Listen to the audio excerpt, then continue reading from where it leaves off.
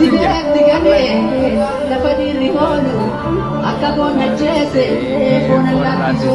akkasuma jedhamumaatti beekti galee lafa dhiirri oolu akka boona jeese boona laaffisu gidduu jaarraa tokko jaalu